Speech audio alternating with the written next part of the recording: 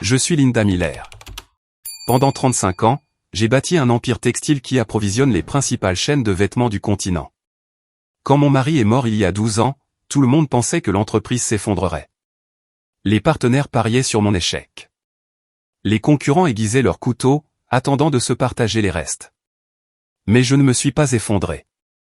Je travaillais 18 heures par jour. J'ai appris chaque aspect de l'entreprise que mon mari gérait.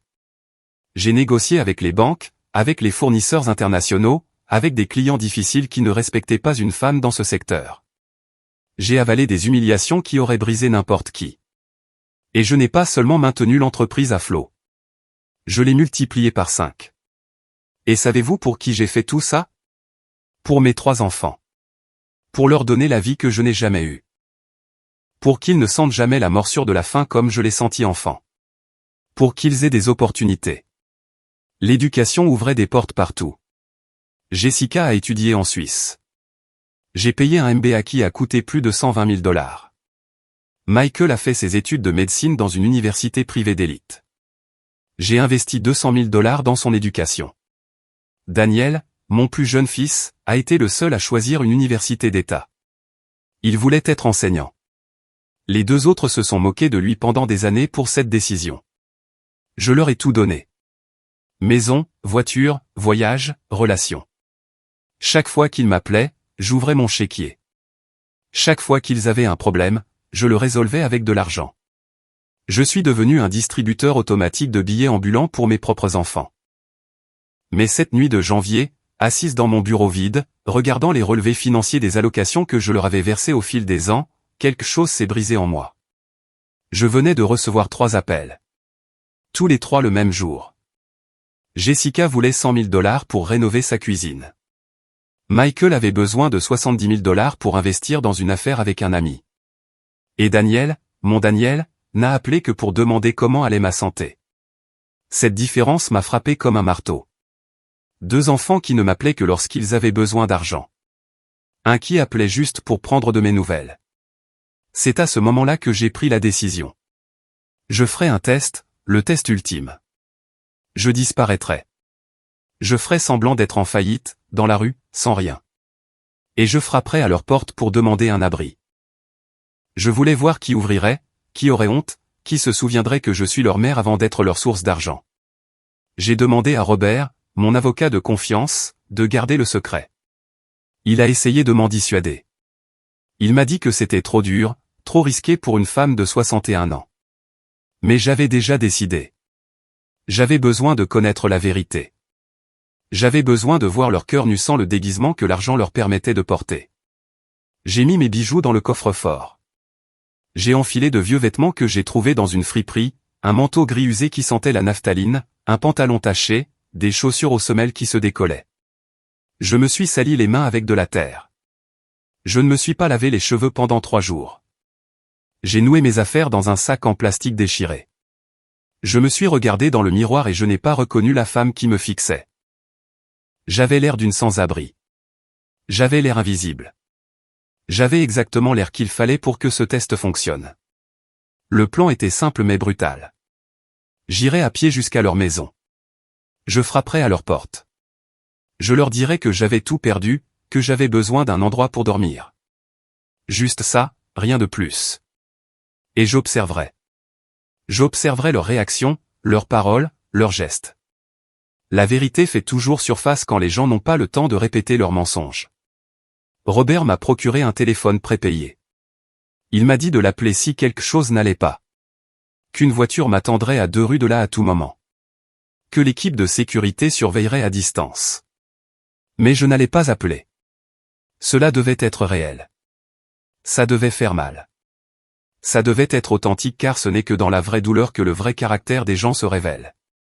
La première nuit, j'ai quitté mon Pentouse.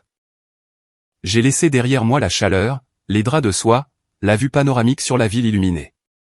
J'ai descendu 23 étages et je suis sorti dans la rue. Le froid de février m'a accueilli comme une gifle. Il n'y avait pas de retour en arrière possible. J'ai marché pendant des heures. Mes pieds se sont couverts d'ampoules. Le sac en plastique s'est déchiré et j'ai dû porter mes affaires dans mes bras. Les gens m'esquivaient sur les trottoirs. Certains me regardaient avec pitié, d'autres avec mépris. La plupart m'ignoraient simplement comme si je faisais partie du mobilier urbain. J'ai passé la nuit à la gare routière. L'odeur d'urine et de désespoir s'est collée à mes vêtements. Une femme âgée a partagé un morceau de pain dur avec moi. Elle m'a dit qu'elle était dans la rue depuis 5 ans, que ses enfants l'avaient oubliée. Pendant qu'elle parlait, je pensais, est-ce que ce sera moi dans quelques années si je ne fais rien maintenant? Au 3e jour, j'étais prête. Sale, affamée, gelée jusqu'aux os, mais prête. Je savais exactement ce que j'allais faire. J'irai d'abord chez Jessica, puis chez Michael, et enfin à la petite maison de Daniel et Sarah. Je ne savais pas ce que je trouverais, mais j'étais sur le point de le découvrir. Le manoir de Jessica brillait comme un joyau obscène au milieu du quartier le plus exclusif de la ville. Des portails dorés, des jardins taillés avec une précision millimétrique, une fontaine en pierre à l'entrée. Je reconnaissais chaque détail car j'avais payé la compte pour cette propriété. 200 000 $ que j'ai pris de mes économies personnelles quand elle s'est mariée il y a 7 ans. Je me suis tenu devant le portail électronique.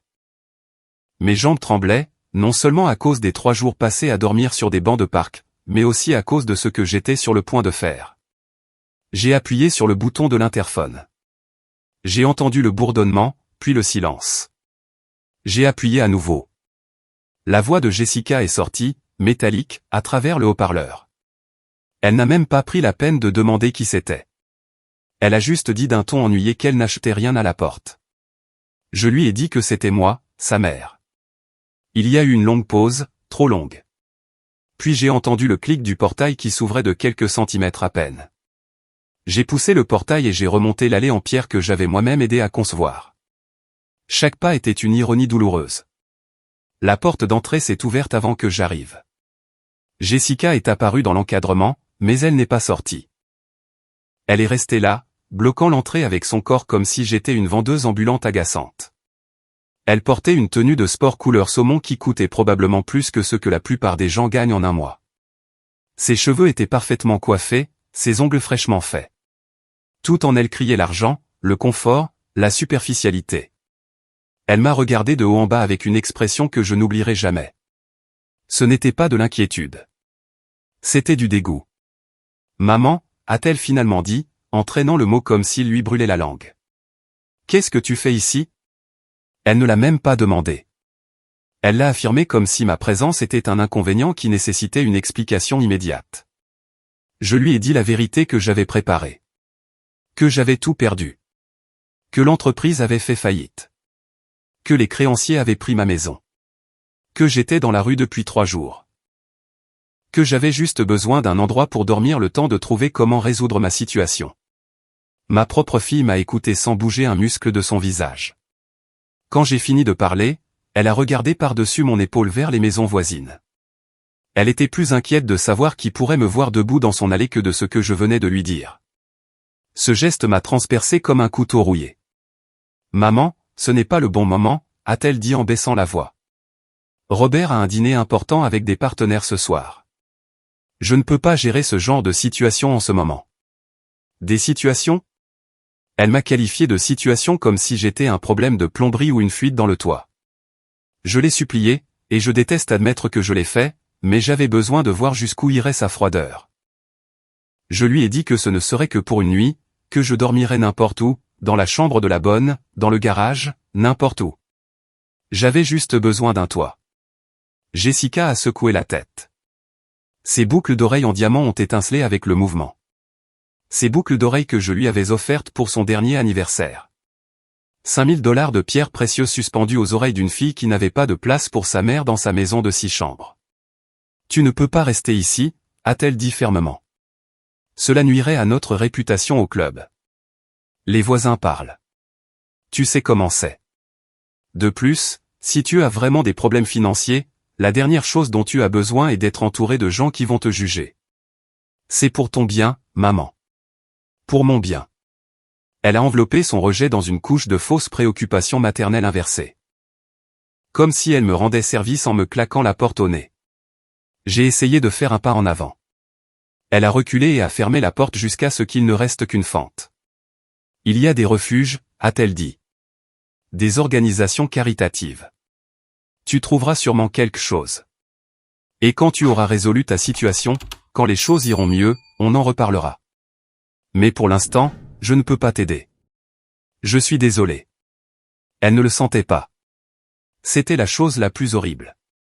Sa voix n'avait pas la moindre trace de douleur authentique. Elle était juste pressée de mettre fin à cette conversation inconfortable et de retourner dans son monde parfait d'apparence et de superficialité. Jessica, ai-je dit en utilisant son nom complet. S'il te plaît, je suis ta mère. J'ai changé tes couches. Je t'ai appris à marcher. J'ai payé tes études, ton mariage, cette maison. Tout ce que tu as vient de moi. Son visage s'est durci, et là j'ai vu quelque chose qui m'a glacé le sang plus que n'importe quelle nuit dans la rue. J'ai vu du ressentiment, comme si chaque chose que j'avais faite pour elle était une dette qui l'accablait, comme si mon amour maternel était un fardeau insupportable qu'elle attendait de laisser tomber. Exactement, maman, a-t-elle dit avec du poison dans chaque syllabe. Tu as tout donné. Tu as toujours donné, contrôlé, décidé. Maintenant que tu n'as plus rien, tu t'attends à ce que je te rende tout comme si c'était un investissement. Eh bien, ça ne marche pas comme ça. J'ai ma propre vie, mes propres responsabilités. Je ne peux pas porter tes erreurs financières. La porte s'est fermée. J'ai entendu le pêne dormant se tourner. Le son de ce métal qui glissait était comme entendre le cercueil de notre relation se fermer pour toujours. Je suis resté là, à regarder le bois d'acajou massif que j'avais aidé à payer. À travers la fenêtre latérale, j'ai vu Jessica retourner dans son salon, prendre son téléphone, composer un numéro et commencer à parler à quelqu'un en riant. Je me suis éloigné de cette maison, ressentant quelque chose de pire que la tristesse. Je me sentais vide, comme si une partie de moi était restée de l'autre côté de cette porte fermée. La fille que j'ai élevée, la petite fille qui me serrait dans ses bras quand elle faisait des cauchemars, la jeune femme qui pleurait sur mon épaule quand son premier petit ami l'a quittée n'existait plus. Elle avait été remplacée par cette femme froide qui accordait plus de valeur à l'opinion de ses voisins qu'au bien-être de sa propre mère. J'ai marché 3 kilomètres jusqu'à atteindre le quartier où vivait Michael. Mes pieds saignaient à l'intérieur des chaussures cassées. La faim me faisait voir des points noirs chaque fois que je bougeais la tête trop vite. Mais j'ai continué parce que je devais terminer ce test. J'avais besoin de savoir si tous mes enfants étaient pareils ou s'il restait une once d'humanité en l'un d'eux. La maison de Michael était plus moderne que celle de Jessica. Tout en verre et en acier. Minimaliste, froide comme lui. J'ai sonné à la porte et j'ai attendu. Cette fois, il n'y a pas eu de retard. Michael a ouvert la porte presque immédiatement comme s'il attendait une livraison ou quelque chose du genre. Son expression en me voyant était un choc authentique. « Maman » s'est-il exclamé, et pendant une seconde, j'ai pensé qu'il serait peut-être différent. « Qu'est-ce qui t'est arrivé ?» Il semblait inquiet. Ses yeux ont scanné mes vêtements sales, mes cheveux gras, le sac déchiré que je portais. Il a fait un pas vers moi, et j'ai cru qu'il allait me serrer dans ses bras. Il ne l'a pas fait. Au lieu de cela, il a rapidement regardé des deux côtés de la rue, tout comme Jessica. Le même souci des apparences. La même peur que quelqu'un les voie avec moi. « Entre vite » a-t-il dit en me faisant entrer, mais en fermant immédiatement la porte derrière moi comme s'il cachait les preuves d'un crime. Je suis resté dans le hall d'entrée. Il ne m'a pas invité plus loin à l'intérieur. Il a gardé ses distances comme si ma pauvreté était contagieuse. « Qu'est-ce qui s'est passé » a-t-il répété. « Où étais-tu ? Pourquoi n'as-tu pas appelé ?» Je lui ai raconté la même histoire. Faillite, perte, la rue, besoin d'un abri temporaire. Michael m'a écouté les bras croisés. J'ai vu son cerveau travailler. J'ai vu les calculs se former derrière ses yeux. Il ne pensait pas à comment m'aider. Il pensait à comment se débarrasser de moi de la manière la plus rapide et la moins problématique possible. Quand j'ai fini de parler, il a soupiré. Un long soupir fatigué comme si j'étais une patiente difficile dans son cabinet et non sa mère. « Maman, j'ai une réputation à maintenir. Je suis chirurgien cardiovasculaire. Mes patients sont des gens importants, des politiciens, des hommes d'affaires. Si quelqu'un apprend que ma mère vit dans la rue, cela affecte mon cabinet. Tu comprends, n'est-ce pas ? » Non, lui ai-je dit avec une totale honnêteté. Je ne comprends pas, Michael a sorti son portefeuille. Le cuir était italien. Je l'ai reconnu parce que je le lui avais offert pour son anniversaire il y a 2 ans. Il coûtait $800. Il a sorti quelques billets, $50 au total. Il me les a tendus, mais sans s'approcher, comme s'il avait peur de me toucher. Prends ça, a-t-il dit. Va dans un hôtel bon marché, repose-toi, prends une douche. Quand tu seras présentable, nous pourrons parler de la façon de résoudre ta situation. Mais tu ne peux pas rester ici. J'ai des opérations demain matin. J'ai besoin de concentration. Je ne peux pas avoir cette distraction. Distraction? Sa mère sans abri était une distraction. Je n'ai pas pris l'argent. Je suis resté là, le regardant droit dans les yeux, cherchant une trace du garçon qui courait dans mes bras quand je rentrais du travail. Le garçon qui me disait que quand il serait grand, il m'achèterait une grande maison pour que je n'ai plus jamais à travailler si dur. Ce garçon était mort à un moment donné, et je n'avais même pas remarqué l'enterrement. Michael, ai-je dit d'une voix brisée. J'ai passé des nuits entières à étudier avec toi pour tes examens de médecine. Je t'apportais du café à 3 heures du matin quand tu veillais tard pour réviser, quand tu ne pouvais pas payer des manuels qui coûtaient $500 chacun. J'ai vendu mes bijoux pour te les acheter. Et maintenant tu m'offres $50 et tu m'appelles une distraction. Il a serré la mâchoire. Les billets étaient toujours tendus entre nous comme une barrière physique. Maman, ce n'est pas personnel, a-t-il dit avec cette voix clinique qu'il utilisait probablement pour annoncer de mauvaises nouvelles aux familles de ses patients. C'est juste que pour l'instant, je ne suis pas en mesure de t'aider comme tu en as besoin. J'ai ma famille à soutenir, mes propres dépenses. Je ne peux pas simplement prendre en charge une autre personne. Une autre personne, c'est ce que j'étais pour lui. Une autre personne. Pas sa mère. Pas la femme qui a sacrifié ses propres rêves pour financer les siens, juste une autre personne qui avait besoin de quelque chose de lui et qui le dérangeait. J'ai pris les $50, non pas parce que j'en avais besoin, mais parce que je voulais voir si même ce geste pathétique provoquerait en lui une quelconque émotion. Rien.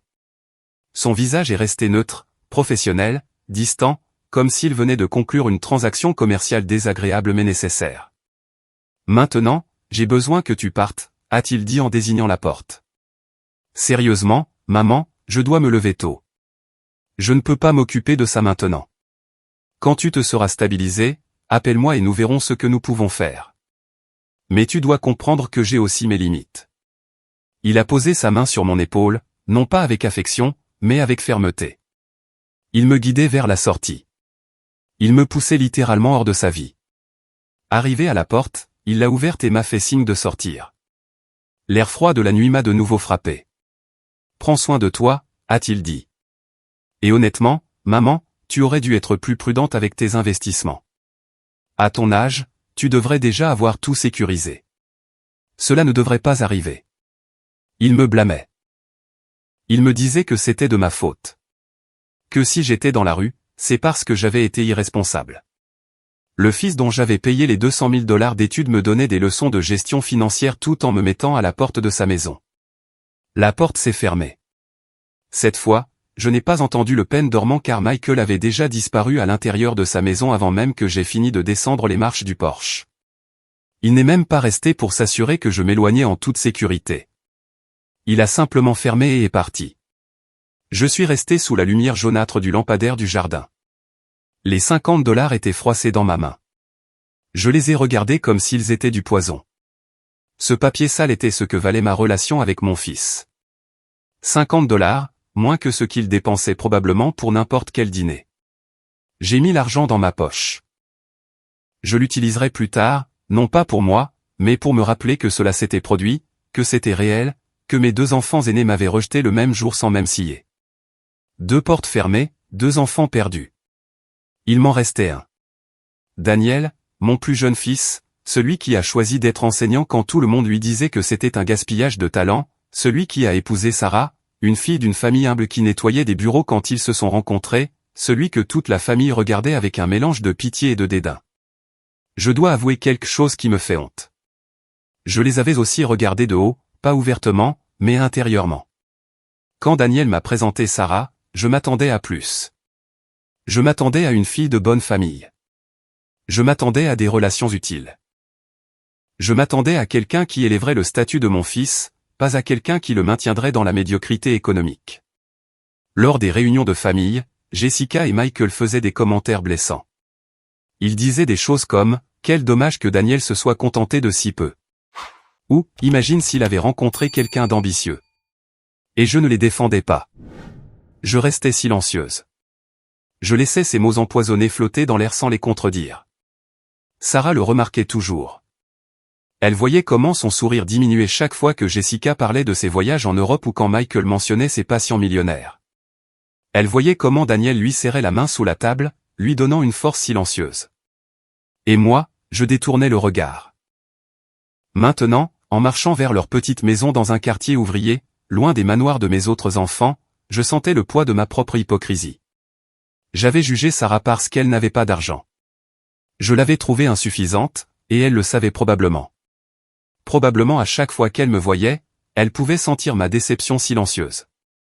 La maison de Daniel et Sarah était un modeste bâtiment d'un étage. Peinture couleur crème qui s'écaillait par endroits. Un petit jardin avec des fleurs que Sarah entretenait de toute évidence de ses propres mains. Une clôture en bois qui avait besoin d'être réparée. Tout était simple, humble, honnête. Il n'y avait pas de portail électronique. Pas d'interphone. Juste une porte en bois avec une simple sonnette. J'ai appuyé sur le bouton et j'ai entendu le carillon sonner. À l'intérieur de la maison, j'ai entendu des pas. La porte s'est ouverte.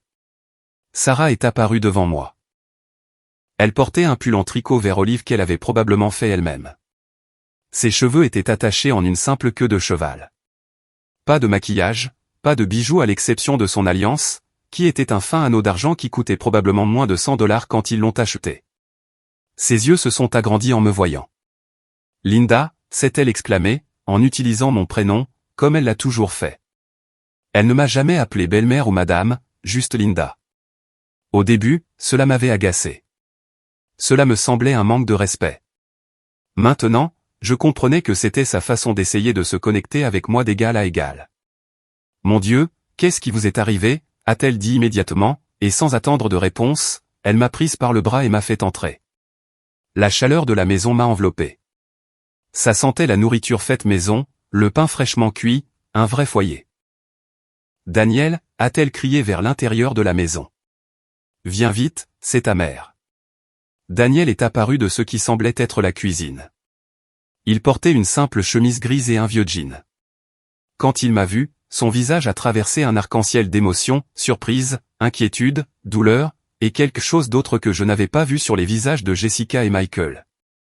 De l'amour authentique. Maman, a-t-il dit en courant vers moi. Qu'est-ce qui s'est passé? Tu vas bien? On t'a fait du mal? Où étais-tu? Ses mains ont touché mon visage, mes épaules, m'examinant comme s'il cherchait des blessures. Il ne se souciait pas de ma saleté. Il ne se souciait pas de mon odeur. Il se souciait seulement de savoir si j'allais bien. Sarah avait déjà disparu dans la maison. Je l'ai entendu bouger rapidement, ouvrir des tiroirs, allumer le chauffe-eau. Daniel m'a guidé vers le canapé, un vieux meuble en tissu marron qui avait un patch cousu sur l'un des accoudoirs. Je me suis assise et j'ai senti mes jambes finalement céder après tant de jours de marche. Je leur ai raconté l'histoire à nouveau, la faillite, la perte de tout, les nuits dans la rue. Daniel m'a écouté avec des larmes qui se formaient dans ses yeux. Il n'a rien dit sur la réputation. Il n'a pas mentionné ses voisins. Il n'a pas demandé comment j'en étais arrivé là. Il a juste écouté avec un cœur ouvert et brisé. Quand j'ai fini, il y a eu un lourd silence. Puis Daniel a parlé. Tu restes ici, a-t-il dit fermement.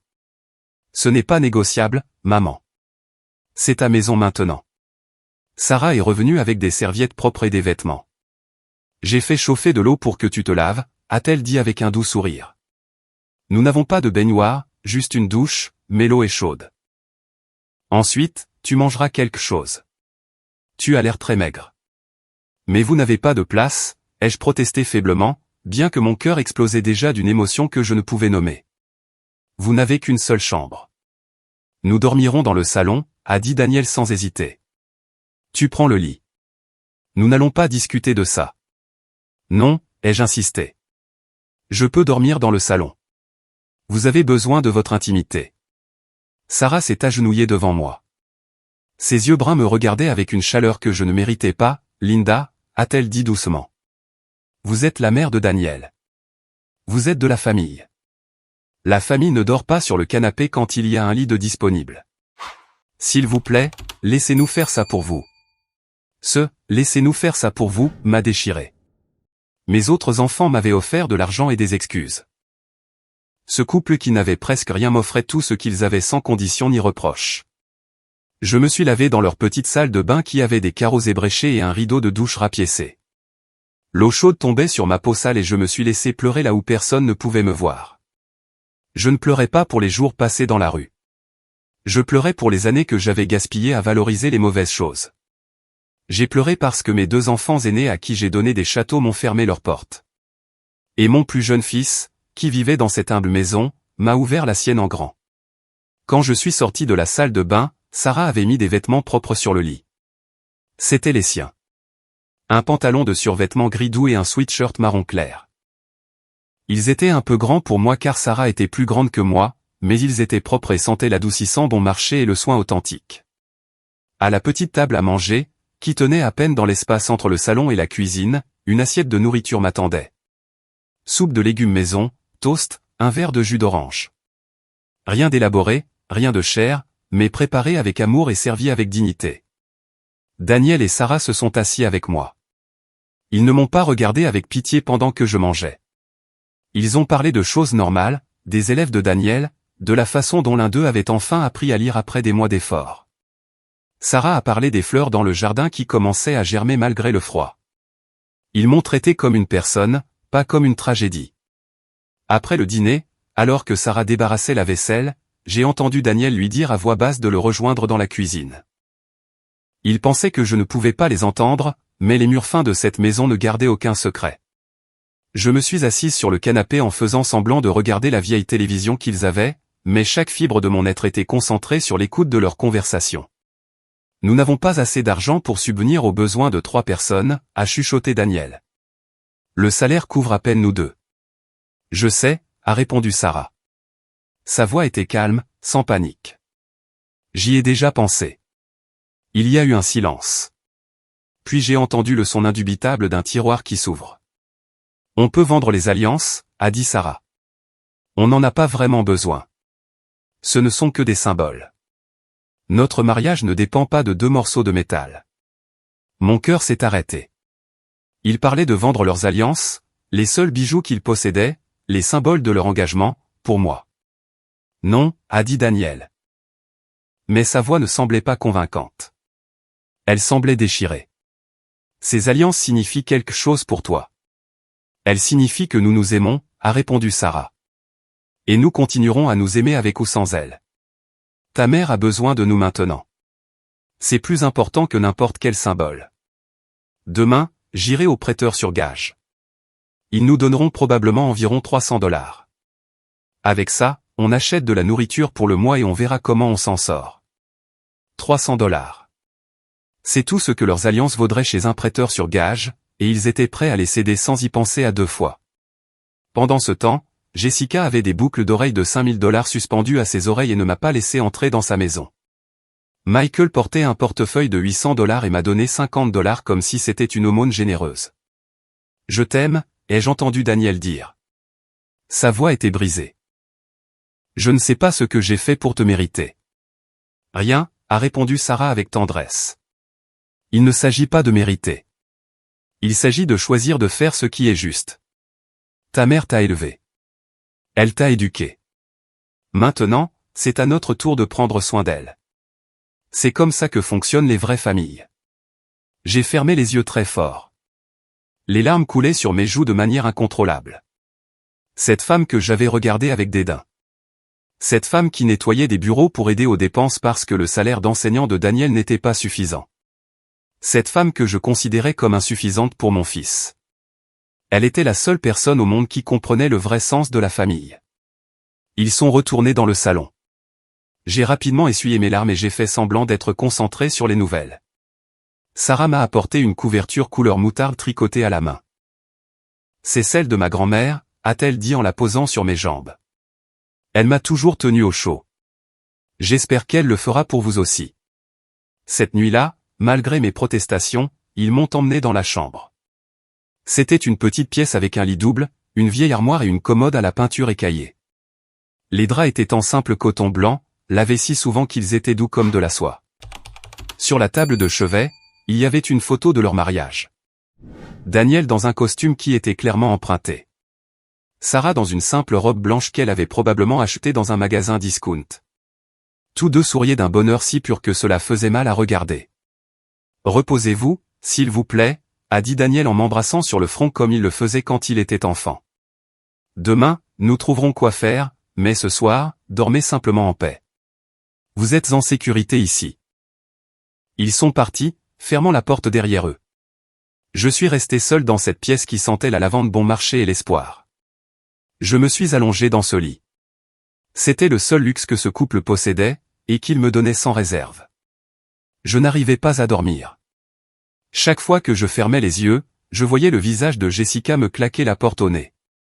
Je voyais Michael me tendre $50 comme si j'étais n'importe quelle mendiante.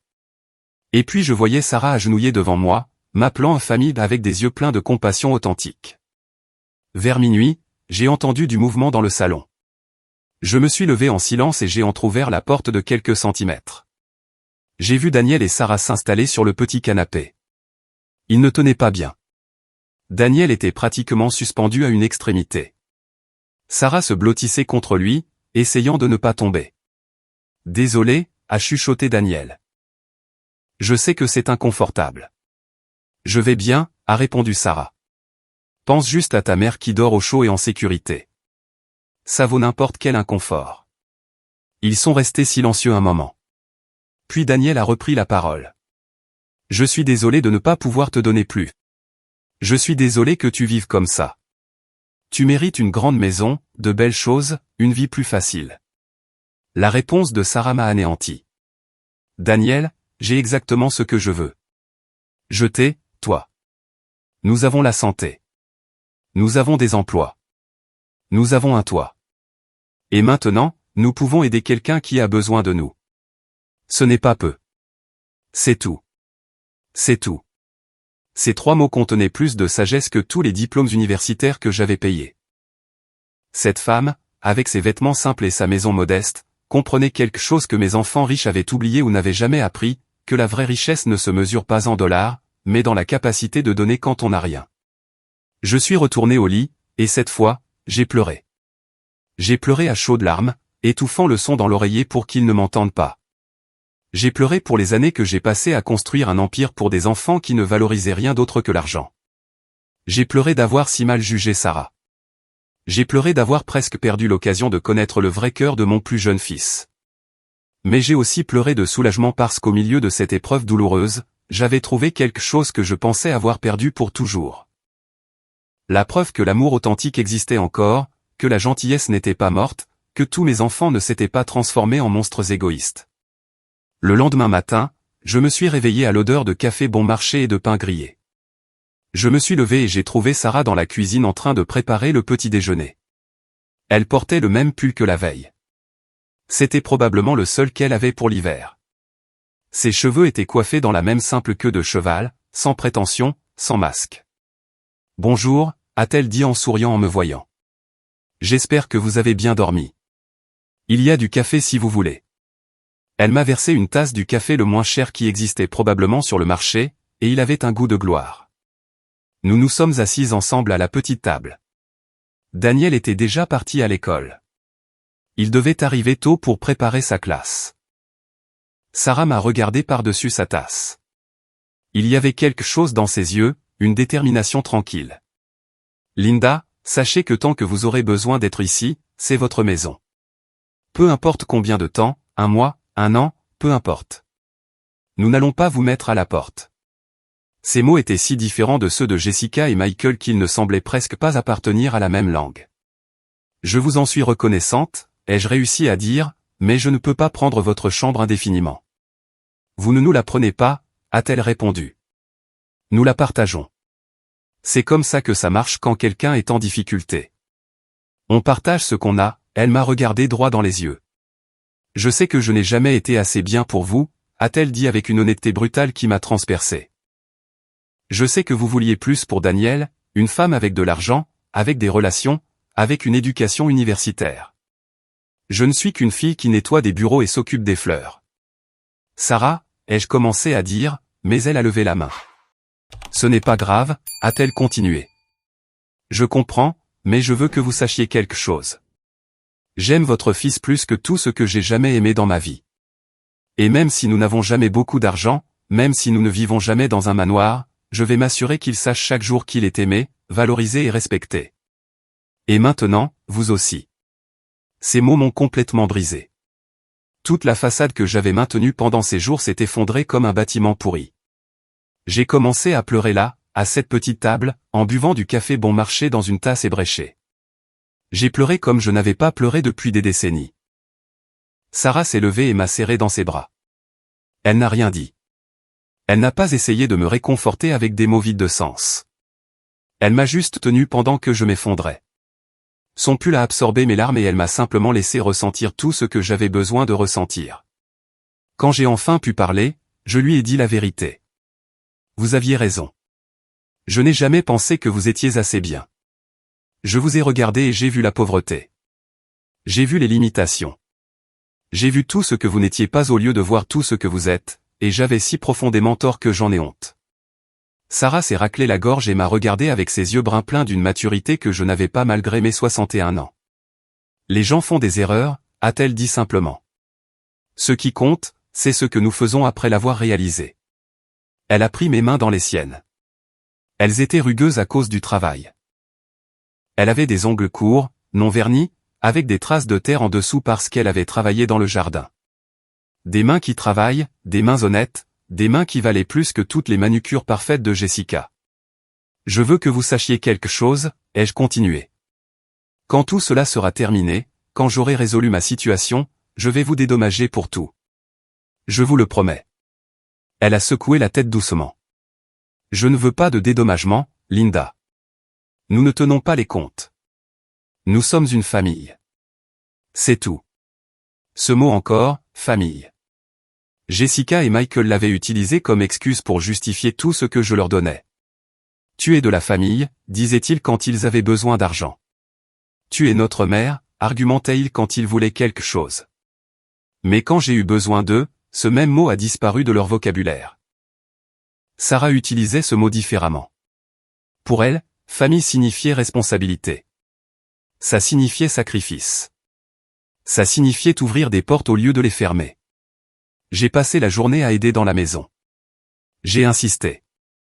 Sarah travaillait par quart pour le nettoyage l'après-midi, et avant de partir, elle m'a laissé une liste de choses simples que je pouvais faire. Plier le linge, faire la vaisselle, balayer, des tâches que je n'avais pas faites depuis des années parce que j'avais toujours eu des domestiques. Il y avait quelque chose de profondément humiliant et en même temps libérateur à récurer cette petite cuisine. Mes mains habituées à signer des chèques et des contrats de plusieurs millions de dollars frottaient maintenant de vieilles casseroles avec une éponge usée. Et à chaque mouvement, je sentais que je nettoyais quelque chose de plus que de la vaisselle sale.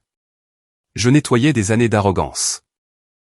Quand Daniel est rentré de l'école l'après-midi, il m'a trouvé en train de préparer le dîner. J'avais utilisé les quelques ingrédients qu'ils avaient dans le garde-manger pour faire quelque chose de simple. Du riz avec des légumes, rien d'élaboré, mais je l'avais fait de mes propres mains. Maman, a-t-il dit, surpris. Tu n'avais pas à faire ça. Je le voulais, ai-je répondu. C'est le moins que je puisse faire. Nous avons dîné tous les trois ensemble. Nous avons parlé de choses quotidiennes. Daniel a parlé d'un élève qui avait fait une grande avancée ce jour-là, un garçon dyslexique qui avait enfin lu un paragraphe entier sans aide. La façon dont Daniel parlait de cette réussite, les yeux brillants de fierté, m'a fait comprendre quelque chose. Mes autres enfants mesuraient le succès en argent et en statut. Daniel le mesurait en vie touchée, en petits miracles quotidiens, en différences réelles qu'il faisait dans le monde. Jessica ne connaissait probablement même pas les noms des personnes qui travaillaient pour elle. Michael voyait ses patients comme des cas, des sources de revenus, mais Daniel connaissait les histoires complètes de ses élèves. Il savait quels enfants venaient sans petit déjeuner, lesquels vivaient dans des foyers en difficulté, qui avaient besoin qu'un adulte croie en eux. Et il le faisait avec un salaire qui couvrait à peine le loyer, sans se plaindre, sans demander de reconnaissance, simplement parce qu'il croyait que c'était la bonne chose à faire. Cette nuit-là, après qu'ils aient de nouveau insisté pour que je prenne le lit, je suis resté éveillé à regarder le plafond de cette petite chambre. Demain, Robert viendrait. Demain, la vérité serait révélée. Demain, ce test que j'avais commencé avec tant de rage et de détermination prendrait fin. Mais maintenant, allongé dans le lit de ce couple qui m'avait tout donné sans rien demander, je ressentais quelque chose de différent de la rage. Je ressentais une profonde honte. Honte d'avoir douté de Daniel, de l'avoir comparé défavorablement à ses frères et sœurs pendant des années, d'avoir pensé que choisir d'être enseignant était un gaspillage de son potentiel. Daniel était le seul de mes enfants qui avait accompli le véritable but de l'éducation que je leur avais payé. Ce n'était pas d'accumuler de la richesse. C'était de devenir un meilleur être humain. Et il était le seul à y être parvenu. J'ai aussi ressenti de la honte pour Sarah, pour chaque fois que je l'avais subtilement exclue des conversations familiales. Pour chaque fois que j'avais mentionné les épouses d'autres hommes à succès comme pour souligner ce que Daniel aurait pu avoir. Pour chaque regard de déception que je n'avais pas assez bien caché. Sarah avait ressenti chacune de ces petites cruautés. Et pourtant, quand j'ai frappé à sa porte, désespérée et brisée, elle m'a accueilli à bras ouverts. J'ai entendu leur voix dans le salon. Ils étaient debout tard. Je me suis levé en silence et je me suis approché de la porte. Pas pour espionner cette fois, mais parce que j'avais besoin de mieux comprendre ces deux personnes qui m'avaient montré plus d'humanité que quiconque depuis des années. « Tu penses que ta mère ira bien ?» a demandé Sarah. Sa voix semblait inquiète. « Je ne sais pas » a répondu Daniel. « Je ne l'ai jamais vue comme ça. Si perdue. Si vulnérable. Demain, j'irai tôt au prêteur sur gage, a dit Sarah, avant d'aller au travail. Avec ce qu'ils nous donneront pour les alliances, nous pourrons lui acheter de la nourriture nutritive. Elle a l'air très maigre. Ils parlaient encore des alliances. Ils allaient vraiment le faire. Ils allaient vendre les seuls objets de valeur qu'ils possédaient. Il y a quelque chose que je ne comprends pas, a dit Daniel après un silence. Comment ma mère, avec toutes ses connaissances en affaires, a-t-elle pu tout perdre si vite? Elle était brillante. Prudente. Ça n'a aucun sens. Sarah a mis un moment à répondre. Les gens intelligents font aussi des erreurs, a-t-elle finalement dit. Ou peut-être qu'elle a fait confiance aux mauvaises personnes. Je ne sais pas. Ce qui compte, c'est qu'elle est ici et que nous allons l'aider. J'ai peur, a admis Daniel. Peur de ne pas pouvoir prendre soin d'elle comme elle a pris soin de moi. Elle m'a tout donné. L'éducation, les opportunités, et je ne peux lui offrir qu'un vieux canapé et de la nourriture simple. Daniel, a dit Sarah fermement, tu lui donnes la seule chose qui compte vraiment. Tu lui donnes de l'amour. C'est plus précieux que n'importe quel manoir ou compte en banque. Pas pour elle, a répondu Daniel avec tristesse. Toute sa vie a tourné autour du succès matériel, de la construction d'empire. Que pensera-t-elle de moi maintenant, en me voyant dans cette petite maison, incapable de lui donner quoi que ce soit qu'elle mérite? Peut-être, a dit Sarah pensivement, que c'est exactement ce qu'elle avait besoin de voir. Que le succès ne se mesure pas en mètres carrés ou en compte en banque. Il se mesure à qui et là quand tout le reste s'effondre. Ces mots flottaient dans l'air. Elle avait raison. Complètement raison. Ce test que j'avais conçu pour évaluer mes enfants m'évaluait aussi. Il me montrait toutes les façons dont j'avais échoué. Toutes les mauvaises leçons que j'avais enseignées, toutes les valeurs déformées que j'avais transmises sans m'en rendre compte. Jessica et Michael étaient ma création. Je les avais transformés en ce qu'ils étaient. Je leur avais appris que l'argent résout tout, que les apparences comptent plus que le fond, que le succès se mesure en biens matériels. Et ils avaient parfaitement appris la leçon. Seul Daniel avait résisté. Il avait choisi un chemin différent malgré ma désapprobation subtile. Il avait trouvé en Sarah quelqu'un qui partageait des valeurs que j'avais oubliées existaient. Et ensemble, ils avaient construit quelque chose que Jessica et Michael n'auraient jamais, une vie avec un but et un sens réel. Je suis retourné au lit le cœur lourd. Demain, tout changerait. Robert arriverait avec les documents, avec la vérité, avec la preuve que je n'avais jamais été en faillite, que tout cela était du théâtre pour révéler le vrai caractère de mes enfants. Et cela avait révélé bien plus que ce à quoi je m'attendais. Pas seulement sur eux, sur moi aussi. Je me suis finalement endormi, émotionnellement épuisé, sachant qu'au lever du soleil, le dernier acte de ce drame douloureux et nécessaire commencerait, l'acte où la vérité éclaterait, où la justice serait rendue, où les comptes seraient réglés, mais sachant aussi qu'après-demain, rien ne serait plus jamais pareil. Les relations brisées avec Jessica et Michael ne seraient probablement jamais réparées, et la relation avec Daniel et Sarah se transformerait de manière que je ne pouvais pas encore complètement prévoir. La seule chose que je savais avec certitude, c'est que ces deux êtres humains, dormant sur un canapé inconfortable, prêts à vendre leurs alliances pour une femme qui les avait méprisés, méritaient tout ce que je pouvais leur donner.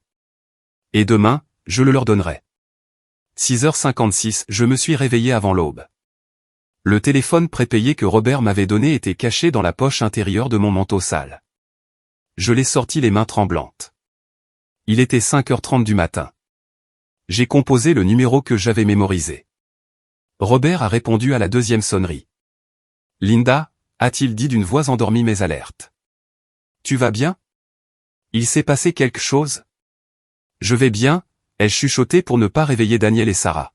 « C'est l'heure. Viens à 9h du matin. Apporte les documents. Apporte l'équipe de sécurité. » Tout comme nous l'avions prévu. Il y a eu une pause. « Tu es sûr ?» a-t-il demandé. « Une fois que nous aurons fait ça, il n'y aura pas de retour en arrière. »« J'en suis sûr » ai-je répondu, plus sûr que je ne l'ai jamais été de quoi que ce soit dans ma vie. « On se voit à 9h. » J'ai raccroché et j'ai rangé le téléphone. Je me suis assise sur le lit, regardant les premières lueurs de l'aube filtrer à travers les rideaux marron bon marché. Dans quelques heures, tout changerait. Le masque tomberait et je devrais faire face aux conséquences de ce que j'avais découvert. Je me suis levé et j'ai quitté la chambre. Daniel et Sarah dormaient encore sur le canapé. Ils avaient l'air si inconfortables que ça faisait mal de les regarder. Le bras de Daniel pendait jusqu'au sol. Sarah avait la tête dans un angle étrange contre le dossier, mais leurs mains étaient entrelacées même dans le sommeil. J'ai fait du café en silence. J'ai trouvé du pain dans le garde-manger et je l'ai grillé.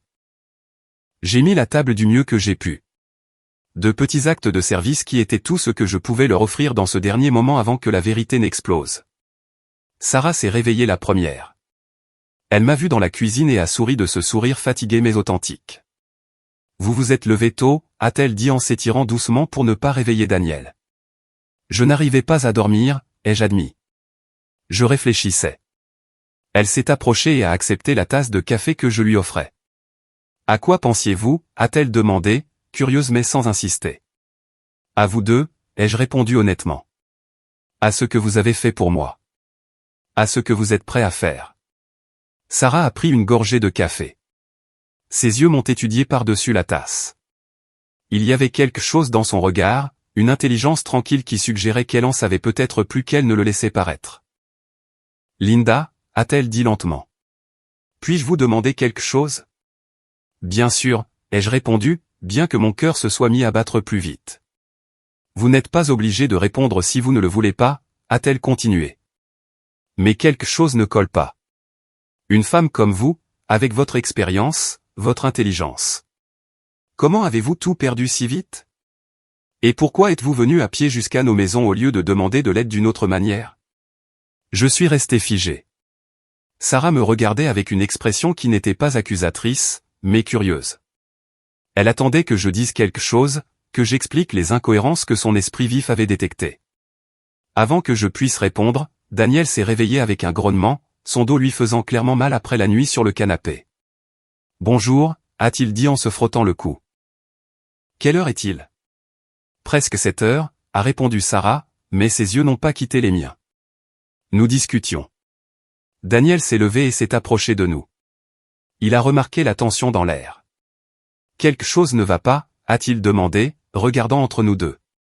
Sarah a adouci son expression. « Non, rien. On discutait juste. » Mais je savais qu'elle savait. Ou du moins qu'elle soupçonnait. Cette femme que tout le monde sous-estimait, qui nettoyait des bureaux et s'occupait des fleurs, avait une perception que mes enfants éduqués dans des universités chères n'avaient jamais développée. « Je dois vous dire quelque chose » ai-je commencé, mais les mots sont restés coincés dans ma gorge. Daniel a posé une main sur mon épaule. « Quoi que ce soit, maman, nous sommes là. » Sarah a repris la parole. « Avant que vous ne disiez quoi que ce soit, je veux que vous sachiez que ça n'a pas d'importance. Peu importe le secret que vous gardez. Peu importe le test que vous nous avez fait passer. Nous vous avons quand même ouvert la porte. Nous vous avons quand même offert notre lit, et nous le referions. » Je l'ai regardé, la bouche ouverte. « Vous saviez » ai-je réussi à dire finalement. Je soupçonnais, a-t-elle corrigé. Depuis votre arrivée, votre façon de parler, votre posture, les petits détails qui ne collaient pas. Mais j'ai décidé que ça n'avait pas d'importance parce que même si c'était un test, la bonne réponse restait la même. Vous accueillir, prendre soin de vous, vous aimer. Daniel nous a regardés, confus. De quoi parlez-vous? Sarah l'a regardé avec tendresse. Ta mère n'est pas en faillite, mon amour. Ou du moins, je ne pense pas qu'elle le soit. Je pense que c'était un test pour voir comment nous réagirions. Daniel s'est tourné vers moi, les yeux grands ouverts. Est-ce vrai? A-t-il demandé. Des larmes ont coulé sur mon visage. Oui, ai-je murmuré. C'est vrai. Je suis désolé. Je suis tellement désolé. Je m'attendais à de la colère. Je m'attendais à des cris. Je m'attendais à ce qu'il me mette à la porte avec une juste indignation, mais Daniel m'a simplement serré dans ses bras. Il m'a serré fort pendant que je pleurais contre sa poitrine.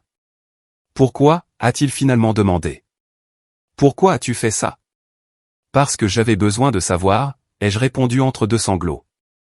J'avais besoin de savoir qui m'aimait pour être leur mère et qui ne me voyait que comme une source d'argent. Et j'ai découvert des choses qui m'ont brisé le cœur. Je leur ai tout raconté, sur Jessica qui m'a fermé la porte au nez par peur de ce que diraient les voisins. Sur Michael qui m'a donné $50 et m'a repoussé. Sur la façon dont seuls deux m'avaient accueilli sans condition. Quand j'ai eu fini, Sarah a dit quelque chose que je n'oublierai jamais. Alors le test a fonctionné. Vous avez découvert la vérité, et nous avons découvert quelque chose aussi. Qu'avez-vous découvert? Ai-je demandé. Que nous ferions ce qui est juste même quand personne ne regardait, a-t-elle répondu. Que nos valeurs sont réelles, pas jouées. Que nous sommes exactement qui nous pensions être, a ajouté Daniel. Et nous avons aussi découvert que tu as besoin de guérir, maman, parce qu'une mère qui doit tester l'amour de ses enfants de cette manière est très blessée. Il avait raison. Complètement raison. J'ai regardé l'horloge. Il était 8h15. Dans 45 minutes, Robert arriverait avec tout, avec les documents prouvant ma richesse, avec l'équipe de sécurité, avec les preuves qui changeraient tout. Il y a autre chose, leur ai-je dit. À 9h, mon avocat vient avec des documents. Il va révéler qui je suis vraiment, et il y aura des conséquences pour Jessica et Michael. Quel genre de conséquences? A demandé Daniel. Je vais réécrire mon testament, ai-je répondu. Ils m'ont fermé leurs portes. Je vais leur fermer les miennes. Vous hériterez de tout. Daniel a reculé comme si mes paroles l'avaient frappé physiquement. Non, a-t-il dit immédiatement. Tu ne peux pas faire ça, maman. Ce sont aussi tes enfants. Des enfants qui m'ont rejeté quand j'en avais le plus besoin, ai-je répondu d'une voix ferme. Des enfants qui ont accordé plus de valeur à leur réputation et à leur confort qu'à mon bien-être, alors que vous et Sarah étiez prêts à vendre vos alliances pour moi. Sarah est intervenue. Linda, je comprends votre douleur. Je comprends votre rage, mais déshériter vos enfants ne guérira pas ce qui est brisé. Cela ne créera que plus de ressentiment, plus de division. Il ne s'agit pas de vengeance, ai-je argumenté. Bien qu'au fond de moi, je savais qu'il y avait une part de vengeance dans ma décision. Il s'agit de conséquences. Il s'agit de leur apprendre que les actions ont des résultats. Qu'ils ne peuvent pas traiter les gens comme des déchets et s'attendre à continuer à recevoir des récompenses. Daniel s'est assis sur le canapé, la tête dans les mains. C'est trop, a-t-il marmonné. Je ne veux pas de ton argent, maman. Je n'en ai jamais voulu. J'ai choisi d'être enseignant précisément parce que je voulais quelque chose de plus significatif que d'accumuler de la richesse. Je sais, ai-je dit en m'asseyant à côté de lui. Et c'est pourquoi tu mérites de l'avoir, parce que tu ne le cherches pas, parce que tu comprends que l'argent est un outil, pas un but. Sarah s'est agenouillée devant nous. Ses yeux allaient de Daniel à moi. Puis-je suggérer quelque chose, a-t-elle demandé avec précaution. S'il te plaît, ai-je répondu. J'ai besoin d'entendre une voix saine au milieu de tout ça. Ne faites rien de permanent aujourd'hui, a-t-elle dit. Laissez Robert venir. Laissez la vérité être révélée. Mais ne réécrivez pas le testament immédiatement. Donnez-vous du temps. Donnez aussi du temps à Jessica et Michael. Peut-être que lorsqu'ils feront face à ce qu'ils ont fait, lorsqu'ils verront les vraies conséquences de leurs actions, quelque chose changera en eux. Ils ne changeront pas, ai-je dit amèrement. Je les connais. Vous les connaissiez, a corrigé Sarah. Mais les gens peuvent nous surprendre, pour le meilleur ou pour le pire. Donnez-moi une chance de me tromper à leur sujet. Daniel a relevé la tête. Maman, si tu veux vraiment leur apprendre quelque chose, apprends-leur avec ta vie, pas avec ta mort. Montre-leur à quoi ressemble le véritable amour, à quoi ressemble le pardon. Ne leur donne plus d'argent si tu ne veux pas. C'est bien. Mais ne les coupe pas complètement de ta vie. Cela te fera plus de mal qu'à eux. Ces mots m'ont profondément touché. Ce fils à moi, cet homme bon qui gagnait moins en un an que ce que ses frères et sœurs dépensaient en vacances, me donnait des leçons d'humanité dont j'avais désespérément besoin. Que proposes-tu alors? Ai-je demandé. Laisse l'avocat venir, a répondu Daniel. Laisse Jessica et Michael savoir que c'était un test. Laisse-les sentir le poids de ce qu'ils ont fait. Mais après ça, offre-leur une chance de restauration. Pas d'argent, mais une relation. S'ils la veulent, ils devront la mériter. Sinon, au moins tu sauras que tu as essayé. J'ai regardé l'horloge. 8h30, une demi-heure pour décider comment je gérerais le moment le plus important de ce test. Une demi-heure pour décider si je voulais la justice ou la réconciliation, la vengeance ou la guérison.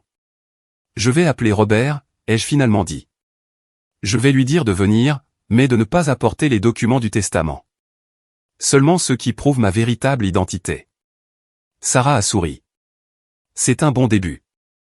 J'ai composé le numéro de Robert. Changement de plan, lui ai-je dit quand il a répondu. Apporte tout sauf les papiers du testament.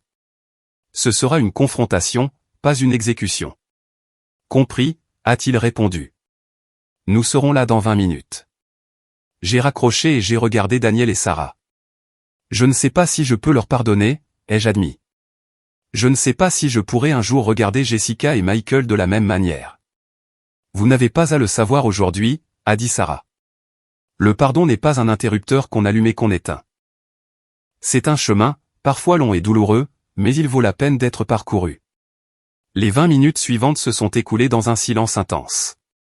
Nous étions assis ensemble dans le petit salon. Sarah a fait plus de café. Daniel s'est changé. Je suis resté dans le sweatshirt et le pantalon de survêtement emprunté. Je voulais que Robert me voie comme ça. Je voulais me souvenir de ce que c'était que d'être de l'autre côté. À 9h précises, nous avons entendu des véhicules s'arrêter dehors. J'ai regardé par la fenêtre et j'ai vu 2 SUV noirs.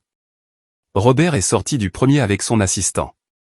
Du deuxième véhicule, 4 hommes de l'équipe de sécurité sont sortis, vêtus de costumes formels. Le contraste était absurde.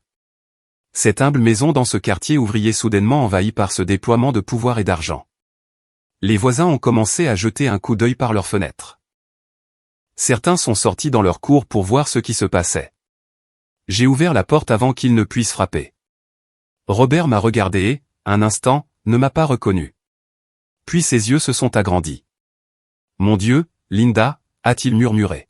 « Vous avez l'air terrible. »« Merci » ai-je répondu avec une ironie sèche. « Laissez-moi vous présenter les 2 seules personnes qui se sont inquiétées de mon apparence quand je suis arrivé à leur porte. » Daniel et Sarah se sont approchés timidement. Ils étaient clairement intimidés par tout ce déploiement de ressources. Robert les a salués avec un respect sincère. « C'est un honneur de vous rencontrer » a-t-il dit. « Linda a beaucoup parlé de vous ces derniers jours. »« Rien de bon, je suppose » a dit Sarah avec un sourire triste. « Que du bien » a corrigé Robert. « Que du très bien. » Tout le monde est entré. Le petit salon s'est rempli de monde. Les hommes de la sécurité se tenaient mal à l'aise, clairement hors de leur élément dans cet espace modeste. Robert a ouvert sa mallette et a sorti des documents. « Ce sont les relevés de compte de vos entreprises » a-t-il dit en me montrant les papiers. Tout fonctionne toujours parfaitement. Le conseil d'administration a géré les opérations quotidiennes en votre absence, comme nous l'avions convenu. Il n'y a eu ni faillite, ni perte. Tout était fabriqué. Daniel a regardé les chiffres sur les documents. Ses yeux s'écarquillaient de plus en plus. « Maman » a-t-il murmuré. « Ces chiffres sont réels. »« Oui » a confirmé Robert. Votre mère est l'une des femmes les plus riches du pays, et elle a fait semblant d'être en faillite pour tester ses enfants. Sarah a mis la main sur sa bouche. Nous étions prêts à vendre nos alliances, a-t-elle dit d'une voix presque inaudible. Et vous auriez pu acheter 1000 alliances sans même vous en apercevoir. C'est précisément pour cette raison, ai-je répondu. Parce que vous auriez vendu vos alliances alors que mes autres enfants ne m'ont même pas ouvert leurs portes. Robert a sorti d'autres documents. Ce sont les enregistrements des appels que j'ai passés à Jessica et Michael tôt ce matin, a-t-il dit. Je les ai informés qu'il y avait de nouvelles informations sur votre situation et de se présenter ici à 10 heures du matin. Les deux ont confirmé qu'ils viendraient. J'ai regardé l'horloge. 9h40 dans 20 minutes, mes deux autres enfants arriveraient et ils trouveraient quelque chose à quoi ils ne s'attendaient pas. Ils trouveraient la vérité et ils trouveraient les conséquences de leur choix. Daniel avait l'air malade. Je ne sais pas si je peux être là quand ils arriveront, a-t-il dit. Je ne sais pas si je peux voir leur visage quand ils réaliseront. Tu dois être là, ai-je dit fermement. Tu dois être témoin de cela parce que cela ne les concerne pas seulement eux. Cela te concerne aussi. Il s'agit de valider que ta façon de vivre, ta façon d'aimer est la bonne. Il s'agit de prouver que tu n'es pas le fils raté qu'ils ont toujours insinué que tu étais. Sarah lui a pris la main. Je serai là avec toi, lui a-t-elle dit. Quoi qu'il arrive. Les minutes s'éternisèrent. Robert examinait les documents. Les hommes de la sécurité attendaient en silence. Daniel et Sarah étaient assis ensemble sur le canapé, leurs mains entrelacées. Et moi, je me tenais près de la fenêtre, regardant la rue, attendant de voir apparaître les voitures chères de mes autres enfants. À 10h-5, Jessica est arrivée. Sa Mercedes blanche brillait de manière obscène dans cette rue de voitures modestes. Elle s'est garée et est sortie, portant d'énormes lunettes de soleil et un manteau couleur crème qui coûtait probablement plus que le loyer mensuel de Daniel. 2 minutes plus tard, Michael est arrivé. Sa BMW grise s'est arrêtée derrière la Mercedes de Jessica. Il est sorti, vérifiant sa montre chère, clairement agacé de devoir être là. Ils se sont retrouvés sur le trottoir devant la maison de Daniel. Je les ai vus parler. Jessica a fait un geste vers la maison avec un mépris évident. Michael a haussé les épaules. Aucun des deux ne semblait heureux d'être là.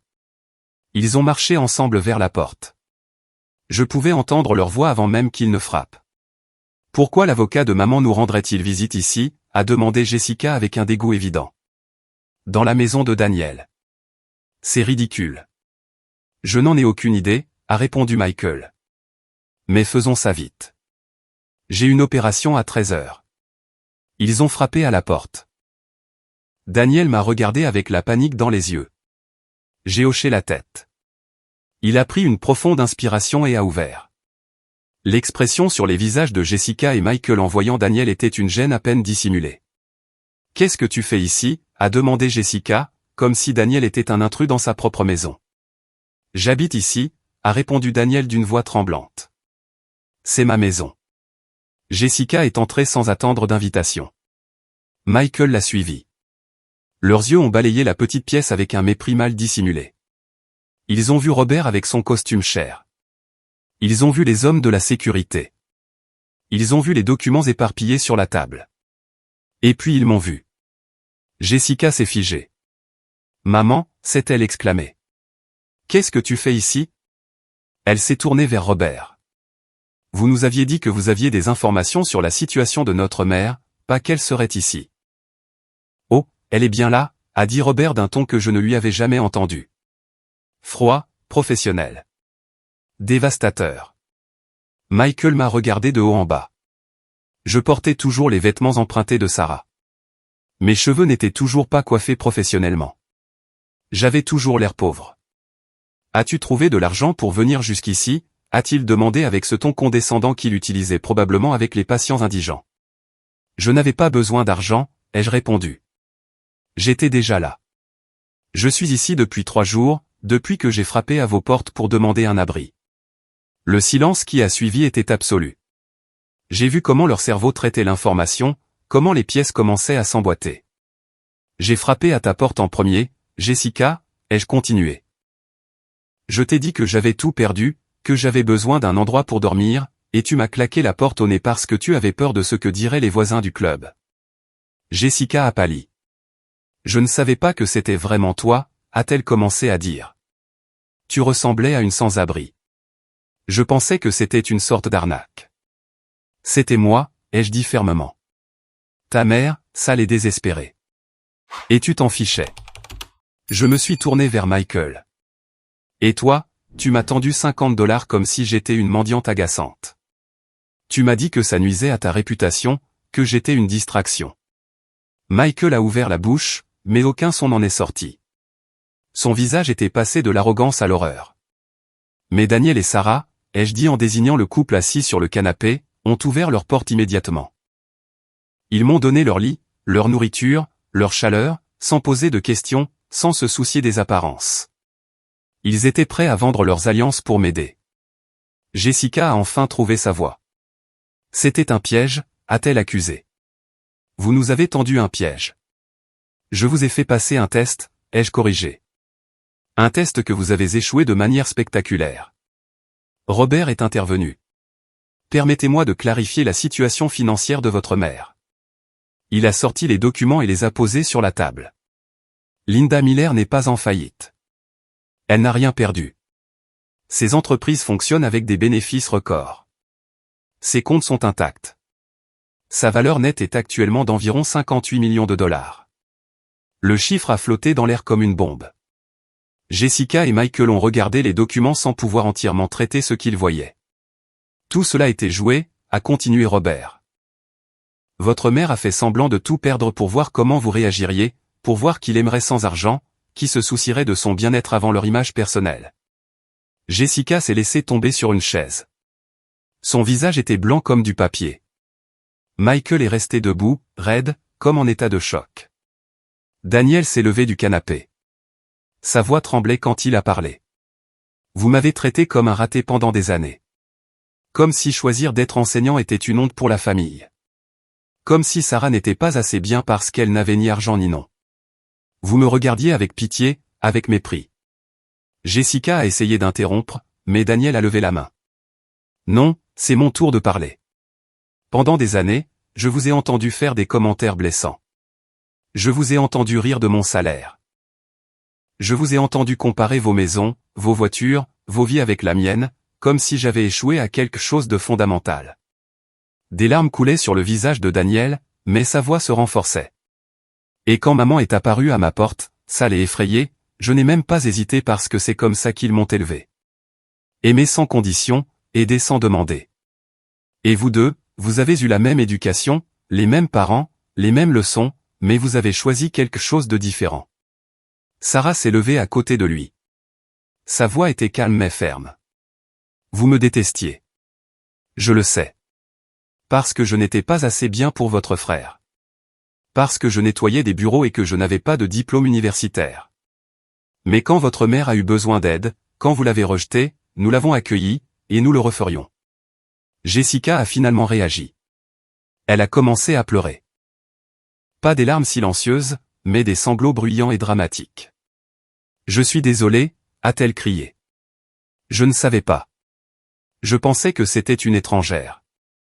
Si j'avais su que c'était vraiment toi, maman. C'est précisément le but, ai-je dit d'une voix dure.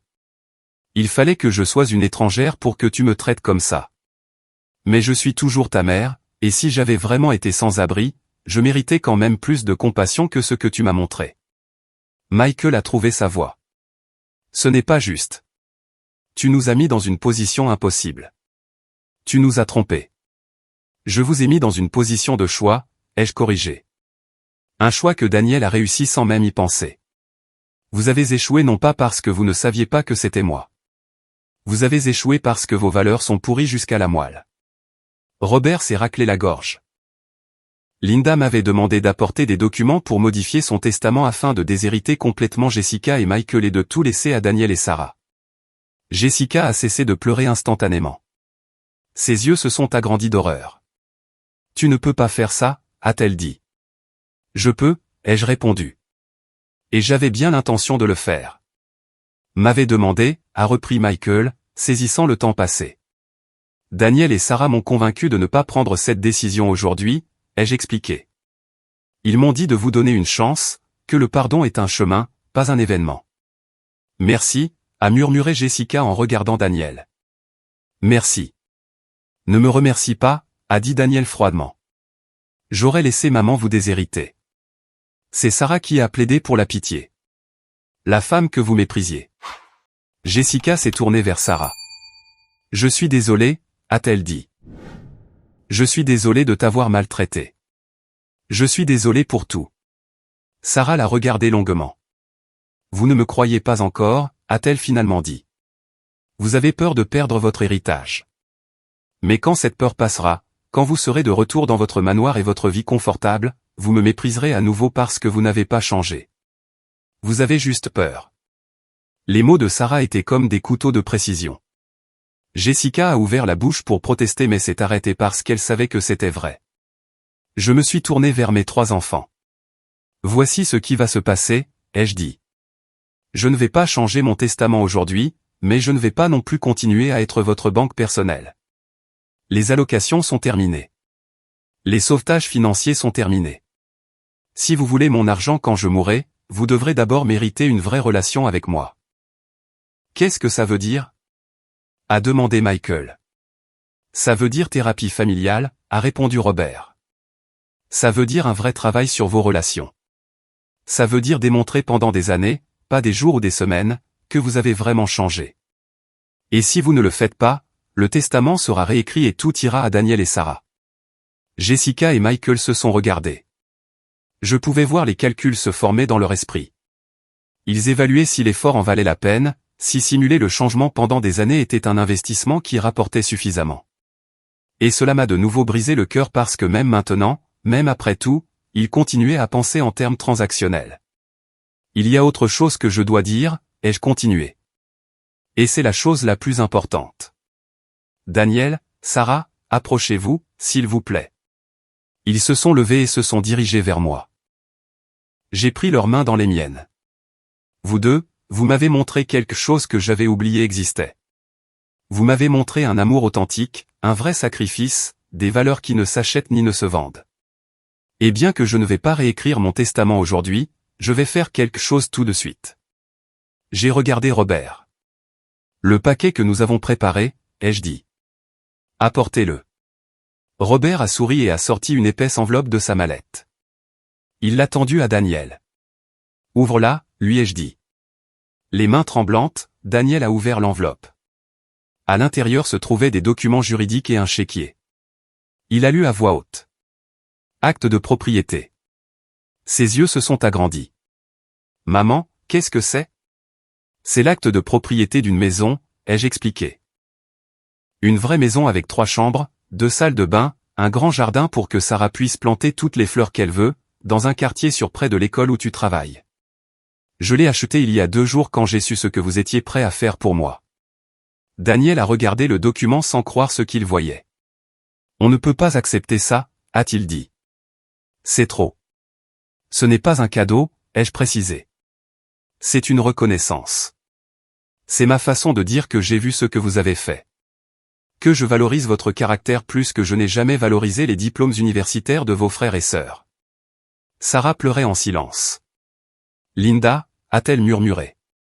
Nous n'avions pas à passer de test. Nous n'attendions rien en retour. Je sais, ai-je dit en la serrant dans mes bras. C'est pourquoi vous le méritez. Parce que vous ne vous y attendiez pas, parce que vous l'auriez fait de toute façon. Jessica s'est levée brusquement. C'est injuste, a-t-elle crié. Nous sommes aussi tes enfants. Pourquoi reçoivent-ils une maison maintenant et nous, rien? Je me suis tourné vers elle avec un calme glacial. Parce que vous avez déjà des maisons. Des maisons que j'ai aidé à payer. Vous avez reçu de moi pendant des décennies. De l'argent, des opportunités, des relations, tout ce que vous avez demandé. Daniel n'a jamais rien demandé. Il a travaillé. Il s'est battu. Il a construit une vie digne de ses propres mains. Et quand j'ai eu besoin de lui, il était là. Michael est intervenu. Alors c'est une punition. Tu nous punis pour une erreur. Ce n'était pas une erreur, ai-je dit d'une voix dure. C'était une révélation. Une erreur est quelque chose que l'on fait involontairement. Vous avez consciemment choisi de me fermer vos portes. Vous avez choisi votre confort plutôt que mon bien-être. C'était des décisions, pas des erreurs. Mais nous le regrettons, a insisté Jessica. Nous sommes désolés. Aujourd'hui, vous êtes désolé, ai-je répondu. Parce que vous avez découvert que j'ai encore de l'argent. Parce que vous avez peur de perdre votre héritage. Mais qu'en est-il du regret quand j'étais juste une femme sale à votre porte? Où était votre compassion alors? Le silence qui a suivi était si dense qu'il faisait mal à respirer. Jessica pleurait à nouveau. Michael regardait le sol. Daniel et Sarah s'accrochaient l'un à l'autre, submergés partout. Écoutez-moi bien, tous les trois, ai-je dit en regardant tout le monde. Cette famille est brisée. J'ai contribué à la briser. Je vous ai appris que l'argent résout tout, que le succès se mesure en possession. Jessica, Michael, vous avez trop bien appris cette leçon. Daniel, tu l'as rejeté, et maintenant nous devons tous vivre avec les conséquences. Je me suis tourné spécifiquement vers Jessica et Michael. Si vous voulez une relation avec moi, si vous voulez que j'envisage de vous garder dans mon testament, voici les conditions. Premièrement, thérapie familiale. Nous tous, chaque semaine. Sans exception. Deuxièmement, je veux vous voir faire du service communautaire. Je veux que vous travailliez avec des sans-abri. Voyez les visages des gens comme celui que vous pensiez que j'étais. Troisièmement, je veux de vraies excuses, pas à moi. À Daniel et Sarah pour des années de mépris et de condescendance. Et quatrièmement, ai-je continué, je veux du temps, du vrai temps, pas des appels quand vous avez besoin de quelque chose, mais des dîners de famille, des conversations sincères, un véritable intérêt pour la vie des uns et des autres. Je veux une vraie famille, pas une transaction commerciale déguisée en relation. C'est beaucoup demandé, a dit Michael faiblement. C'est le minimum, ai-je corrigé. C'est littéralement le minimum que vous devriez vouloir faire si vous vous souciez vraiment de moi en tant que personne et non comme un héritage ambulant. Jessica s'est approchée. Maman, a-t-elle dit d'une voix brisée, tu as raison sur tout.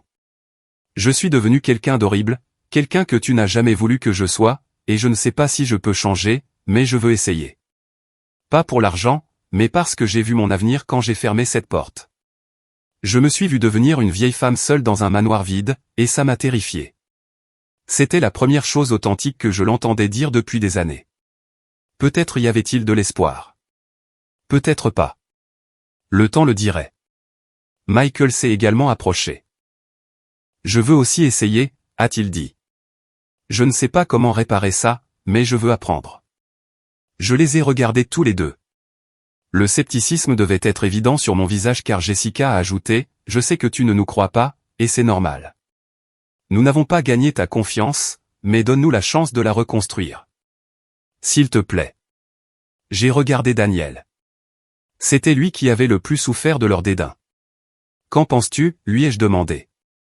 Daniel a pris une profonde inspiration. S'ils essaient vraiment, s'ils changent vraiment, alors oui, donne-leur la chance. Mais si ce n'est qu'un jeu d'acteurs, s'ils retournent à leurs anciennes habitudes une fois le choc passé, alors maman doit mettre sa menace à exécution. Sarah a hoché la tête en signe d'accord. Tout le monde mérite une seconde chance, a-t-elle dit. Mais les troisièmes chances doivent se mériter. C'était réglé. C'étaient les règles. Robert a tout noté. Il ferait un document formel établissant les conditions pour que Jessica et Michael restent dans mon testament. S'il manquait à l'une des exigences au cours des 3 prochaines années, il serait automatiquement retiré. Il y a encore une chose, ai-je dit en regardant Daniel et Sarah. Je veux que vous sachiez que quoi qu'il arrive avec vos frères et sœurs, vous aurez toujours une place dans ma vie. Vous m'avez sauvé.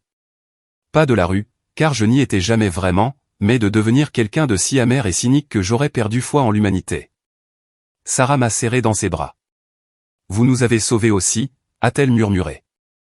Vous nous avez montré que faire ce qui est juste compte, que nos valeurs ont un sens. Nous avons passé l'heure suivante à régler les détails. Robert a programmé la première séance de thérapie familiale.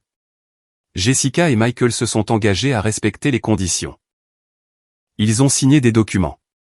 Ils ont fait des promesses. Je ne savais pas s'ils les tiendraient, mais au moins maintenant, il y avait un chemin, une possibilité. Et c'était plus que ce que j'avais il y a 3 jours quand j'ai commencé ce test.